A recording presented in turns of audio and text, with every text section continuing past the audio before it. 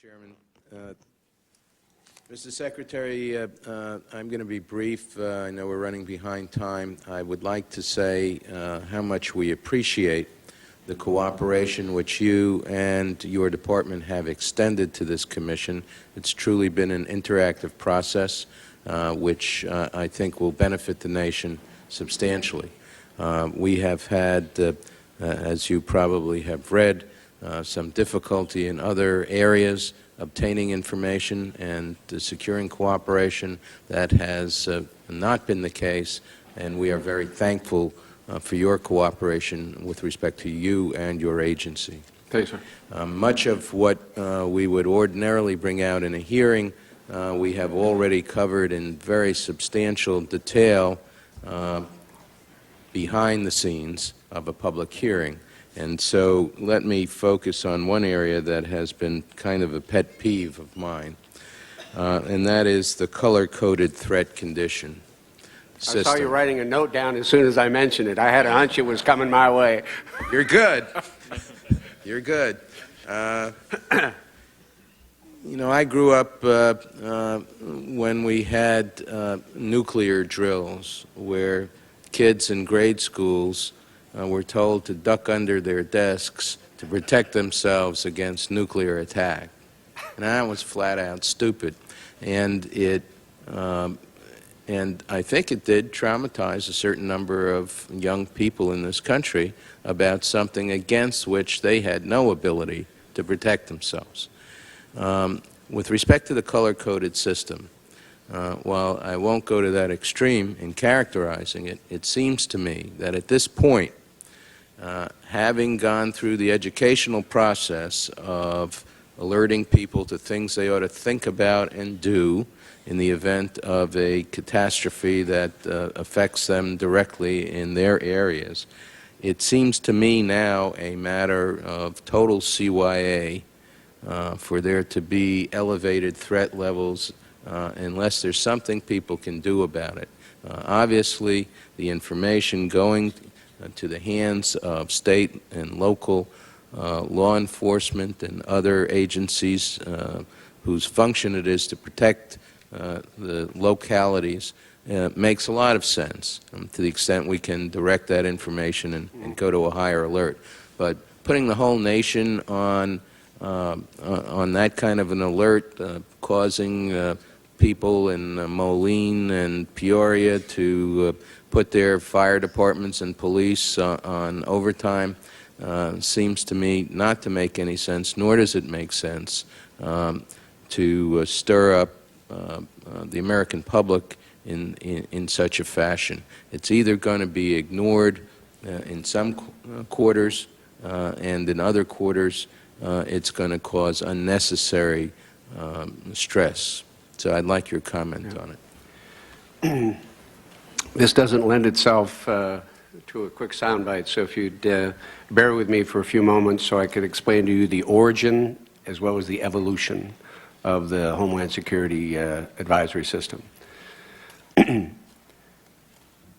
We first of all took a look at a way to just tell America, based on information that we had received, that a group of the President's advisors, i.e. several members of his cabinet, have collectively concluded, based on information that they've had before them, that the threat of an attack tomorrow is greater than it is today. We started the system before we actually had the Department of Homeland Security, and that's why I think it's the story about its evolution is very important. Before we had the system, it was either General Ashcroft, Bob Mueller, or myself, or collective, we would go out and tell America, well, be alert, be aware, and then retire back to our offices and do what we're supposed to do every day. And that was just totally inadequate. We took a look at what the State Department does based on threat information. We took a look at what the Department of Defense does. They all have a system of alert, of awareness, that accompanies additional security measures. We took a look at that system. We talked to first responders. We talked to mayors. We talked to a lot of people around the country who wanted a notification system, but also wanted to have built into that system, not only tell us the threats more, but tell us what you want us to do because of the heightened level of threat. So initially, before we had the department, the alert was really based on threat. It has now evolved and matured into a threat risk system because since we've developed the department, we are layering in protective measures that mean the likelihood of us over time going up will be less rather than more, because the threat is less because we've added more security. Let me give you an example. This is a federal system. Every federal agency knows that when we elevate or reduce the threat level, they are to either increase or decrease certain security measures. States have adopted it. Local communities have adopted it. We're working with a lot of people in the private sector to adopt it. So if we were to go up in the future, we say to the general public, there's a consensus among the Secretary of Defense, the FBI Director, the Attorney General, and several others in the Homeland Security group.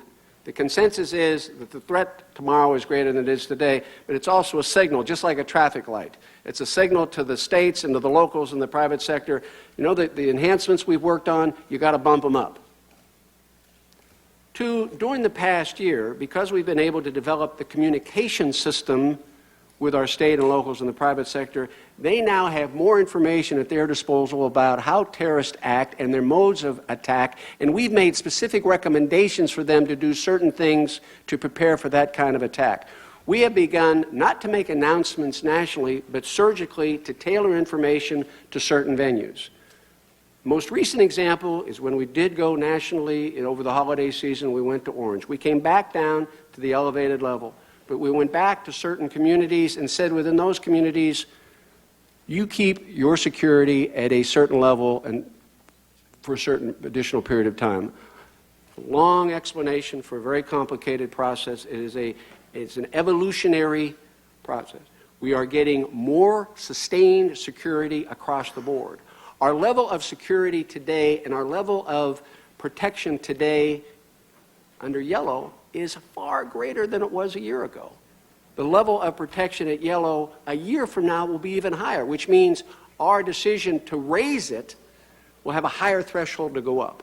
And in the meantime, our preference is to surgically target the information and, frankly, add security measures without even using the threat system. Well, I agree with that, and my point was directed to the general national elevation of this color-coded system where people were instructed to go out and buy duct tape, which was probably a stimulus to the economy, but it was pretty darn goofy when you get down to the at the end of the We've day. got some great political cartoons on that. And that more importantly, I think, plays into a certain politics of fear. I think your point about targeting to the folks who need to know is a far more intelligent way of going about that business. And I think you are seeing, we are witnessing, and we continue to talk to the mayors and the first responders, you'll see that process being used more and more so that the threshold to go up is going to be much higher. And frankly, hopefully, again, depending on the threat information, our need to use it to alert an entire country will be less. Thanks. It's labor intensive, it's expensive, we know that. Thanks to both governors.